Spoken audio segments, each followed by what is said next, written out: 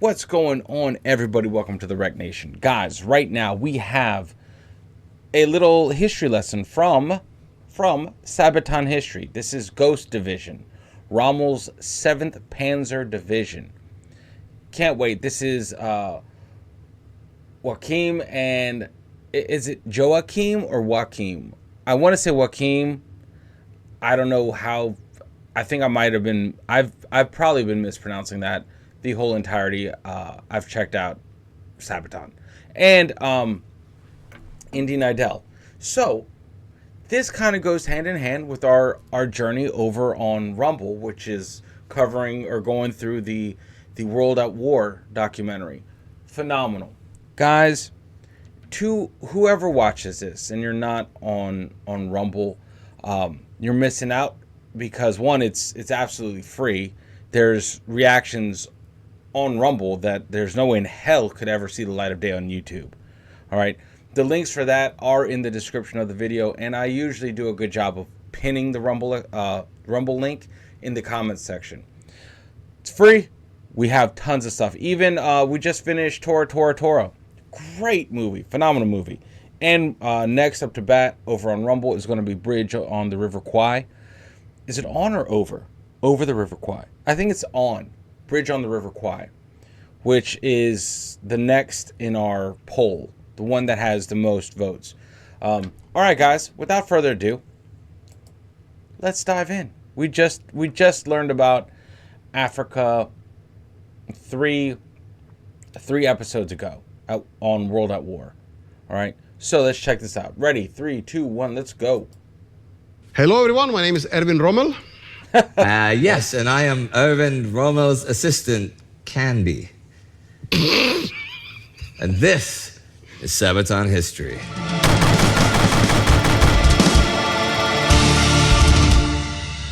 You asked for it, and now you got it. Ghost Division. You wanted the best? You got the best! Ghost Division! This is a great song too, guys. Oh my God.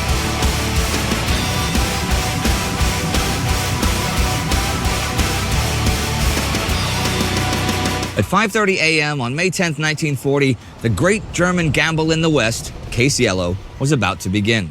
Generalmajor Erwin Rommel had just a few months earlier been transferred from the Führer Begleit Battalion to the command of the German 7th Panzer Division.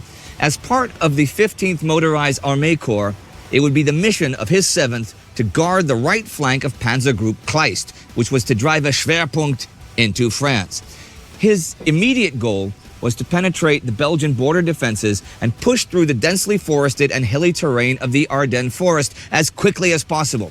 Time was essential. They only had a short window of 3 or 4 days to cross the River Meuse. If they did not manage that, the whole offensive might fail. From the get-go, Rommel pushed his division hard. Vital to his advance were the motorcycle and armored reconnaissance units of Kradschützen Battalion 7, who raced ahead to scout and clear the quickest route for his tanks. These ultra-mobile units could not only cover a large distance much more quickly than any tank, but also could carry enough firepower to tackle obstacles and resistance. Advancing rapidly, the division moved the first day across the River Ourthe and made headway to Dinant, advancing 90 kilometers in a single day. They soon outpaced their neighboring units, the 5th Panzer Division to the north and the 23rd Infantry Division to the south, and contact was repeatedly lost. With the Meuse just 35 kilometers away, Rommel wanted to rest for a minimal amount of time and be on the move again as quickly as possible. Looking neither left nor right, he raced ahead with his forward units of his tanks, keeping close contact only with his reconnaissance units. At Dinant, they smashed through a strong French force, and the 7th got its first real taste of armored combat. By the afternoon of the 12th, his forces had already reached the mighty River Meuse. Now, this far, Rommel had enjoyed the blessings of his superior, General Hermann Hoth, who supported the idea of aggressive tank spearheads. Taking risks was necessary, and thanks to Rommel, the Meuse had been indeed reached in record time. But it needed to be crossed. Kleist, commanding the whole Panzer Corps, opted to rest his units for the night.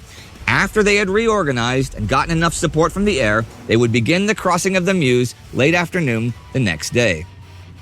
Rommel, however, thought that air support would be modest at best, and instead ordered only a short rest for his division. At first light, the 7th went on the attack again. It was a hard fight. The French would not let them cross without resistance, but the hasty attack prevented the French from putting together enough force to stop them. Oh, wow. Personally leading his tanks across the Meuse, Rommel remained always close to the fighting.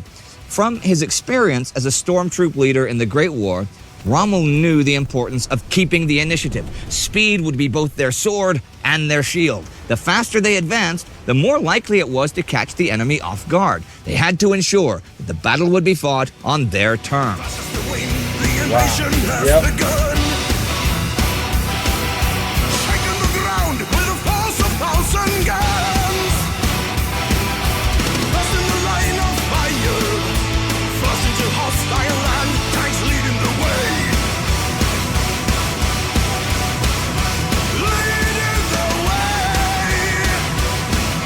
While the mass of German troops was busy crossing the Meuse all that whole day, Rommel did not even think of rest. He had to move west, ever west. It did not take long for strong French and Belgian forces to find them. Their superior heavy Char B-1 and SOMUA tanks threatened his troops with disaster time and time again.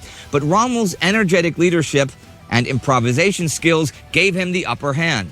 He was not afraid to take immense risks now, as this whole endeavor was one big risk anyway. For example, one misty morning they were surprised by a French tank attack.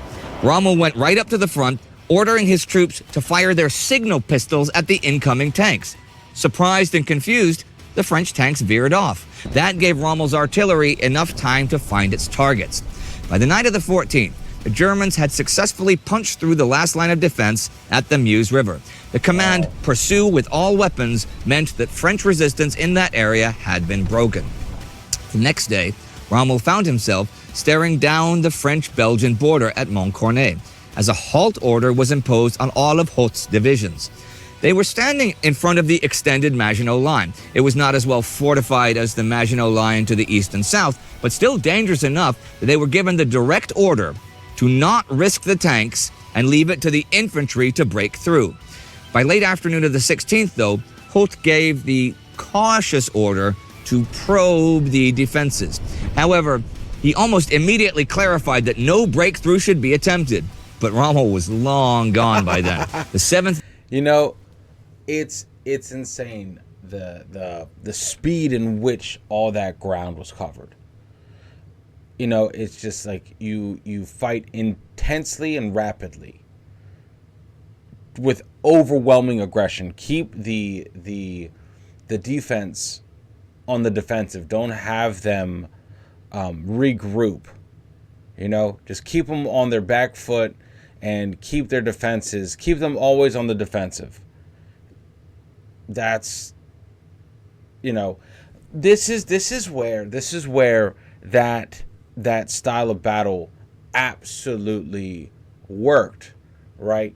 And then you have the other battle, or the other side of this ethos of go, go, go in Russia, which was like a kind of like, we'll give them defenses, but we're going to keep retreating, and then they expend all their energy chasing. You know, I feel like that was the advantage of it being in Russia, where they had all the ground to retreat. I mean, it's fucking Russia. It's massive. You know, here there is a point where you can push them back to their country line, pretty much. But Russia, man, they kept retreating till Stalingrad, right? And then they laid siege, and the Russians encircled them because they're so used to like attacking. They were spread way too thin, and plus, you know, they diverted some troops. I think south to the oil fields. I don't think we've covered that part yet of what happened when they diverted their heavy armor, their armor down to the oil fields. But yeah, so that's where it worked to their disadvantage. This is where it's just winning every day. You know, where they got their cake 100%. With that strategy, that tactic. I mean, it's crazy. You're taking mad gambles, but like Indy just brought up, the whole thing was a gamble to start off with. You know, if you're gonna gamble, go all in. That's kind of what has been laid out. As far as taking lead in charge and achieving that victory, I feel like their European theater at the beginning was just tenacity, and just, it's kind of like shock and awe when it's like, oh my God, this is happening. Oh my God, this is happening very rapidly. They achieved what they wanted to achieve insanely quick before significant resistance was felt, I would say. Division crossed the French border with the defenses. However, he almost immediately clarified that no breakthrough should be attempted. Rommel was long gone by then.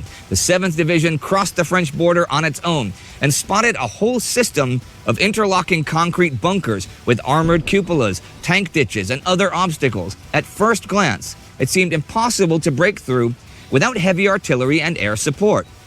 But as the sun was fading, Rommel decided to attempt something unseen before in military history: a surprise armored night attack directly against a fortified line while on the move. It was near suicidal, but it was also the last thing the French fortress divisions had anticipated that night.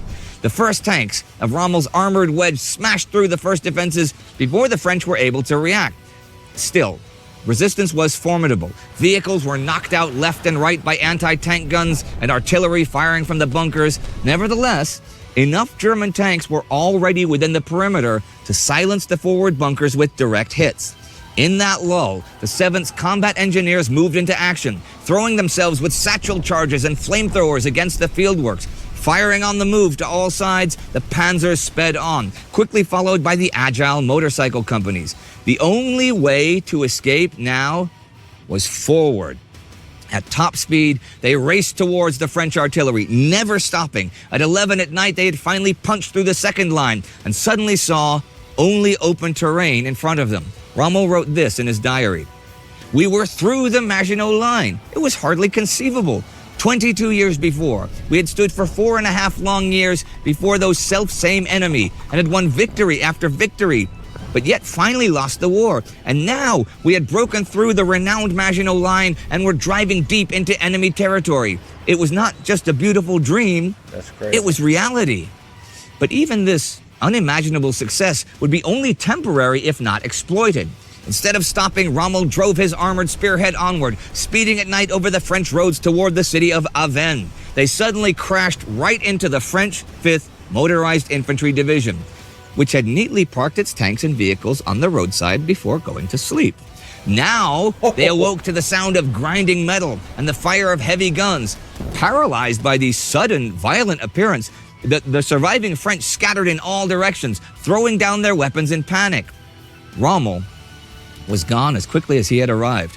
All along the road to Avesnes, the French were caught by surprise, and soon the night was illuminated by burning tanks and trucks. By 6 a.m., Rommel stood at the Sambre River, but as the sun rose, he came to the grim realization that he was in a seriously dangerous situation. He'd been so busy advancing, almost 50 kilometers over the night, that he had not noticed that only the few tanks of his spearhead and a handful of motorcycle platoons had been able to keep up with his ludicrous speed. In fact, much of the main body was still at the Maginot Line and on Belgian territory. Ammunition and fuel were low, so Rommel ordered his battered and exhausted tank crews to guard the bridge, while he himself would establish contact with the rest of his forces. It must have dawned on him that his daring exploit had left his forces isolated in the midst of enemy territory. So, pedal to the metal, the crew of his armored command vehicle raced back along the same road back to the east. News spread fast. French soldiers spoke of a German breakthrough, causing further chaos and confusion. French high command tried to make sense of the reports, which seemingly multiplied the advancing forces by the hour. No one knew where this German division was or what it had planned, so this operation earned the 7th Panzer Division the French nickname La Division Fantôme, the Ghost Division. They are the punishment elite, born to compete, never retreat. Ghost Division. Living or dead, always ahead, fed by your dread. On his way back, Rommel encountered whole columns of confused, directionless French soldiers whose officers did not know how to react to the news. It could not have helped that suddenly a German armored vehicle was racing towards them from the other direction, firing wildly and scattering them off the road.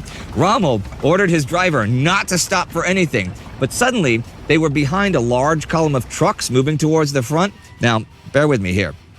The convoy of 40 trucks was guarded with machine guns, and Rommel drove up and passed it. Then he stopped the lead vehicle, told the French officer to stand down, and then ordered the crew of 40 trucks to get out and disperse. And he basically did this with his commanding tone and his German general's uniform alone. And this is not the only occasion he did something like that. And such was the chaos that French soldiers actually came up to his vehicle, hopefully asking, "Anglais?"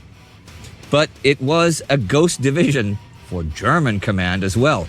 Rommel had presented them with a fait accompli. The French lines were breached, but on such a narrow front that many believed it was a trap set by the French to lure them in. Nonetheless, the success of his unauthorized push had not only saved countless German lives, but also decisively sped up the whole campaign by days or even weeks. The French Second Corps had dissolved in panic. The 1st French Armored Division was more or less wiped out, and many other French divisions were disorganized or badly mauled. Rommel's attack was an extreme version of German operational warfare, but its strongest effect was psychological. Anything short of a breakthrough would have seen Rommel court-martialed, but his success earned him the Knight's Cross instead. Wow. Adolf Hitler himself congratulated Rommel after the campaign, but also scolded him with the words, "Your raid has cost me a sleepless night." Hitler was certainly not the only one. They are the punks Look at that drum kit, guys. That's why I love Sabaton, dude.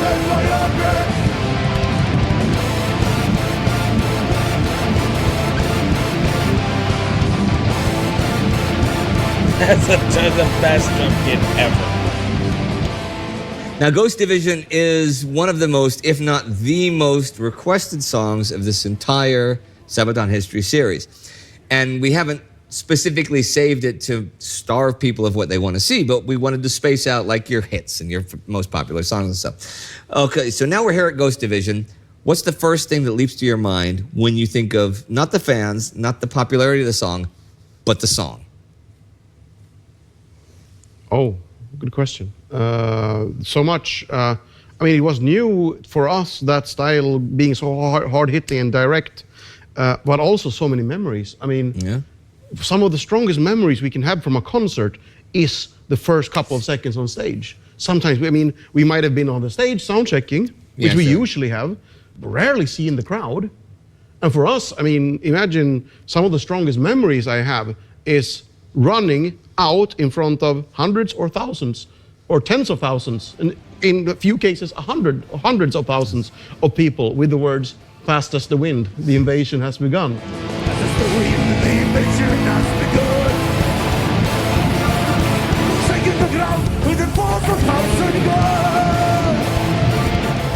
Those are powerful memories, my friends.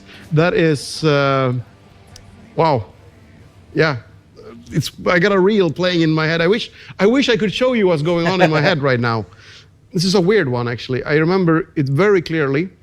It's how we're standing on stage. This is in Athens, 2008, 2009. Okay, a little while ago. Yeah, and we're playing the song Ghost Division.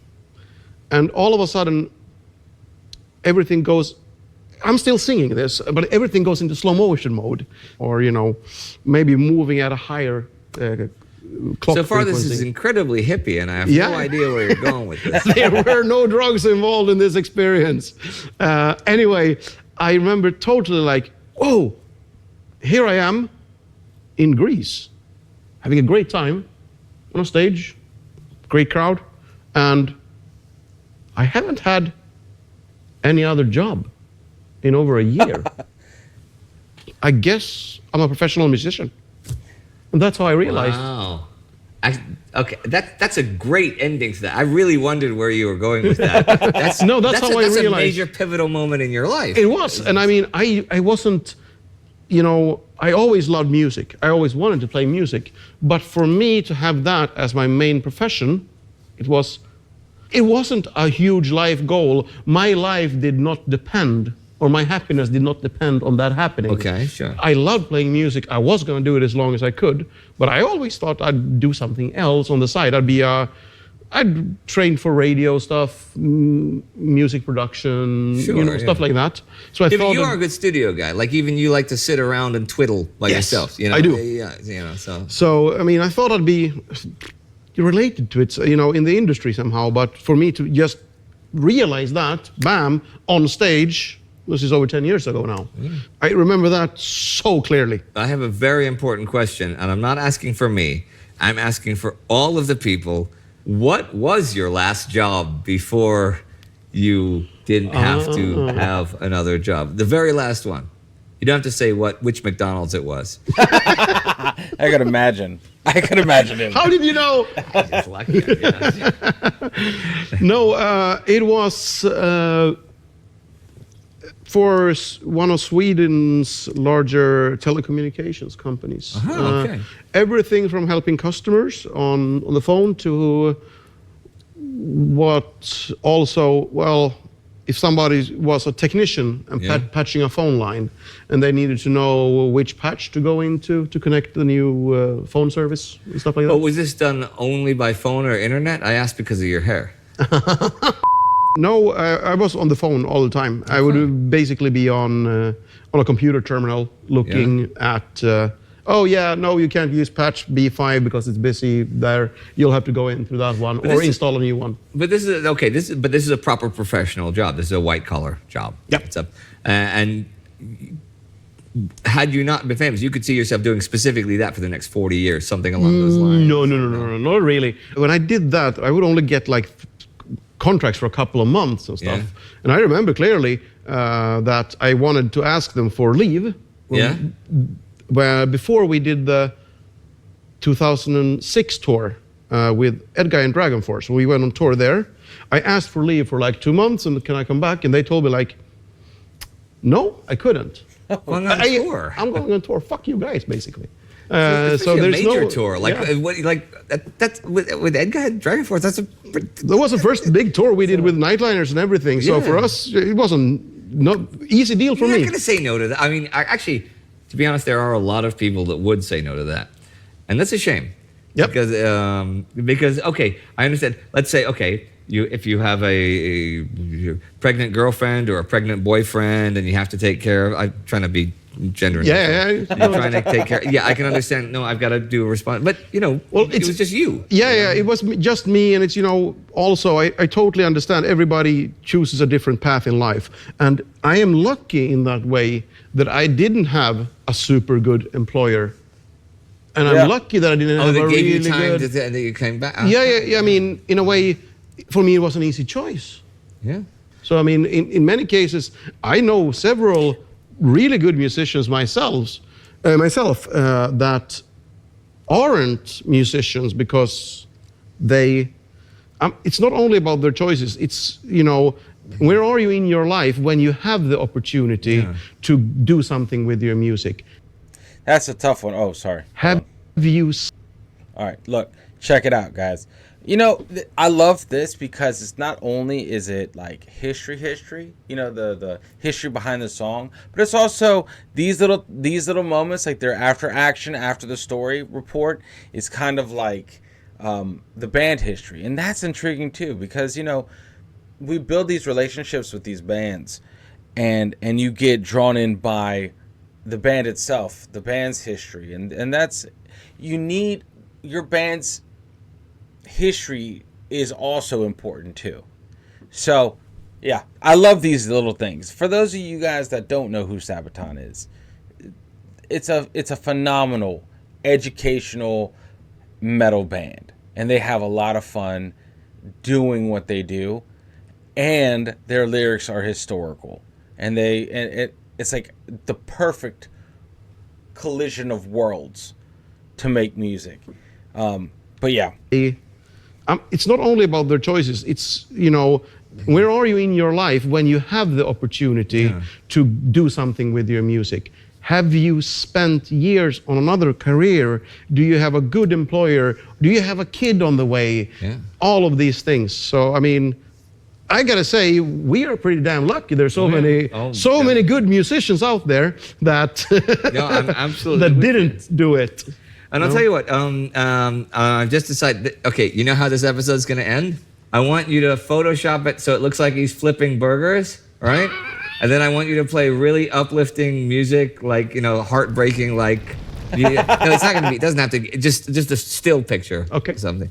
They're probably showing actually us talking about this, right? You know that. But I want, it should say something in the like, to all those great musicians unsung. Thank you from Sabaton history. To all those musicians who sacrificed their musical lives for duty, for family, for honor, for fear, for complacency, or for even a better life. 10 points. There you go. Look at that drum kit.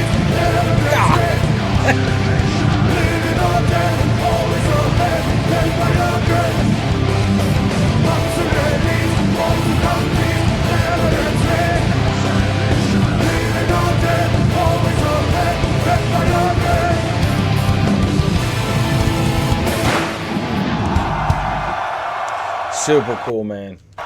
All right, everyone. Thank you very much for watching, and thank you so much for the support with the community. All the Patreons, everyone who's helping. Guys, that was awesome. That was awesome.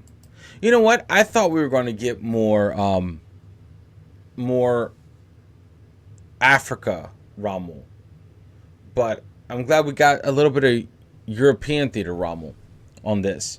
But yeah, no, it's nuts. It's nuts how those strategies, like a double-edged sword almost. It's like it'll work for you one day, it might be your worst enemy the next. You know, but this is what we're doing here, guys. It's again, this is a great community. This is an amazing channel, guys. Listen, check out Rumble. Check out Rumble. I say it a lot. We have a lot more freedom. I do go live on Rumble. Not in any sort of scheduled basis, but I do go live on Rumble, and it's good times over there. Not so many eggshells to avoid stepping on over there, which makes me feel a little bit more free to be me. 100%. But anyway, guys, listen, much love. Thank you for rocking with me. Thank you for rocking with the channel. You guys are legends. Make sure you unplug and do something legendary. And I can't wait to read the comments under this video because, my God, we have a lot to get to. Oh, by the way, we are learning about Upham, Shell Huset, Black Watch Snipers, Operation Boris, Blair Patty Main, SEAL Team 6 with Jessica Buchanan, The Rescue, and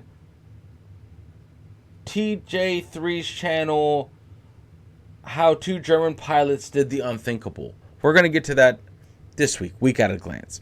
All right, guys, much love. I'll see you all in the next video. Later, guys.